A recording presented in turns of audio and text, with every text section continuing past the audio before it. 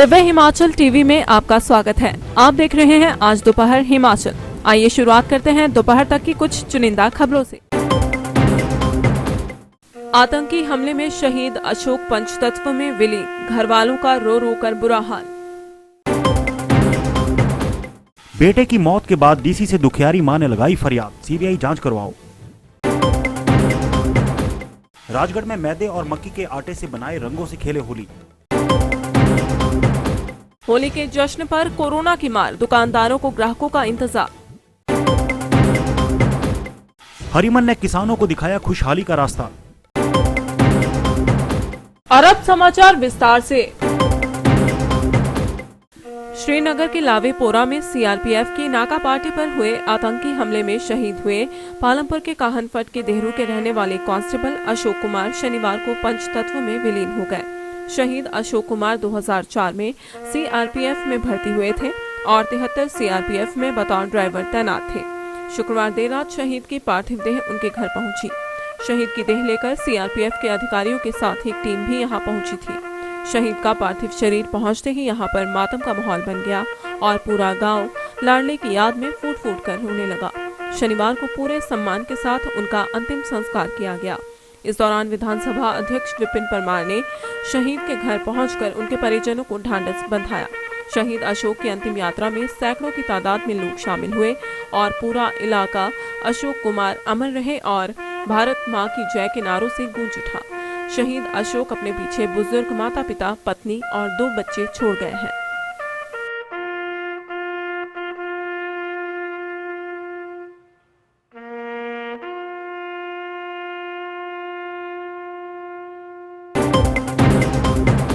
हमीरपुर के सुजानपुर उपमंडल के साथ लगती पंचायत पटलांदर के ग्रामीणों के साथ साथ महिला मंडल सदस्यों ने उपायुक्त देवा श्वेता बानिक को युवक की मौत को लेकर ज्ञापन सौंप कार्रवाई की मांग उठाई।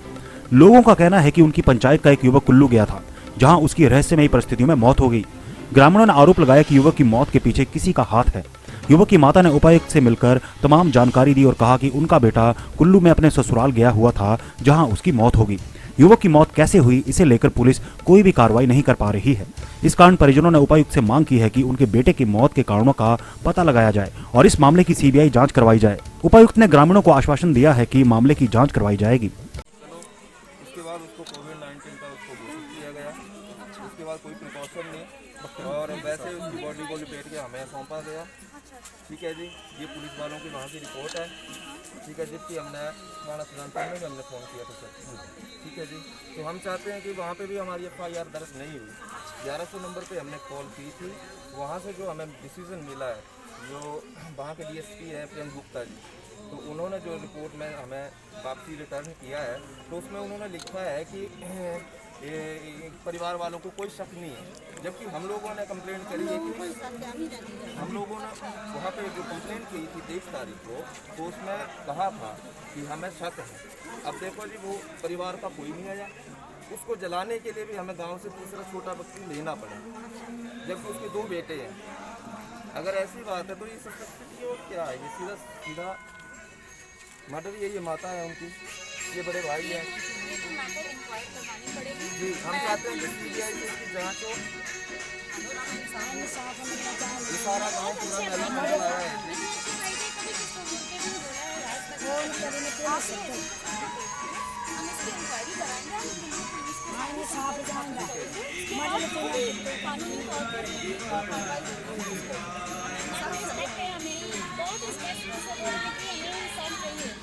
इसको तो देखिए, आपको पता है कानूनी बातें हैं, हमें पूरी जांच करके आगे बढ़ना पड़ेगा।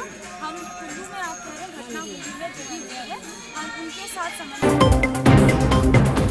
होली के अवसर पर लोगों को सिंथेटिक रंगों से बचाने के लिए राष्ट्रीय ग्रामीण आजीविका मिशन के तहत स्वयं सहायता समूहों की महिलाओं ने हर्बल रंग तैयार किए हैं।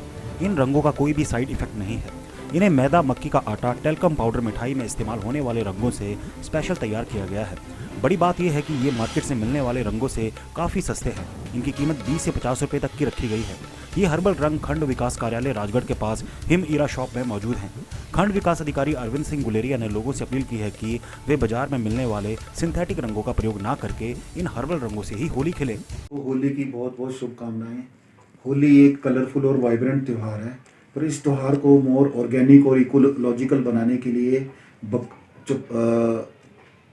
अपना विकास खंड राजगढ़ की विभिन्न सेल्फ हेल्प ग्रुप की महिलाओं ने, जैसे नारी शक्ति ग्रुप हमारा है, जागृति सेल्फ हेल्प ग्रुप है, रानी लक्ष्मीबाई सेल्फ हेल्प ग्रुप है, इन सभी ग्रुप की महिलाओं ने होली के जो रंग है वो अपने लोकल स्तर पर बनाए हैं, विच इज़ मोर ऑर्गेनिक हैं और वो जो है हार्मफुल नहीं है।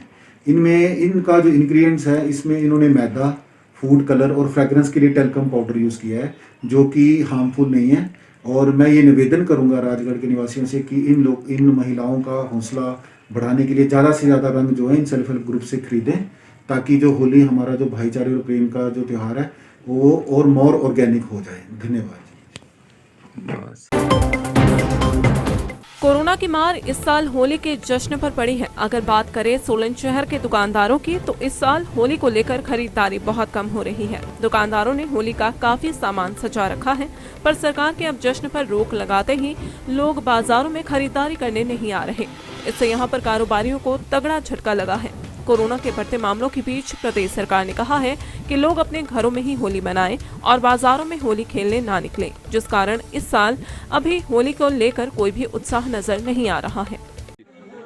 मेरा नाम जुबिंदर है। हमने होली का बहुत सामान लगाया है, लेकिन इस बार जो है मार्केट में ग्राहकों की तो ना दर्शन हो रहे हैं ना कुछ नहीं।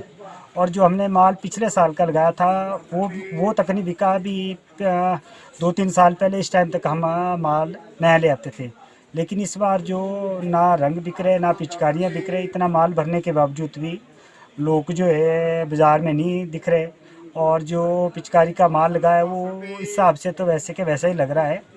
और कुल मिला के यही लग रहा है कि ये सब कोरोना की मार है, जिससे ना ग्राहकों के दर्शन हो रहे हैं ना माल बिक रहा है। अभी कुछ साल पहले देखा जाए तो इस टाइम तक हमारे जो है दोबारा से सब मटेरियल आ जाता था, लेकिन इस बार तो जो पुराना माल है वही तक नहीं ख़त्म हुआ, तो नया मंगाना तो अभी दूर की बात है। देश और विदेशों में अपनी मेहनत के दम पर हिमाचल का नाम रोशन करने वाले बिलासपुर जिला के पनियाला गांव के हमीन शर्मा किसानों और बागवानों के लिए रोल मॉडल बन गए हैं। बिलासपुर के घुमारवीं जैसे गर्म इलाके में सेब, चीकू, एवोकाडो और कॉफी उगाकर उन्होंने किसानों के लिए रोजगार के लिए नए रास्ते खोले हैं। हरिमन शर्मा ने 90 के दशक में बागवानी को रोजी रोटी का साधन बनाया और कड़ी मेहनत के कारण 16 पुरस्कार जीतकर अपनी प्रतिभा का लोहा मनवाया। सबसे पहले उन्होंने सेब तैयार किया, फिर उसके बाद HN99 सेब की किस्म उनके नाम पर पेटेंट हुई। इसके साथ ही उन्होंने अपने घर पर चीकू और कॉफी से भी तरक्की के रास्ते खोले। मक्की और गेहूं को छोड़कर अब वह सेब, गोभी, लहसुन भी उगाकर किसानों को खुशहाली का रास्ता दिखा रहे हैं।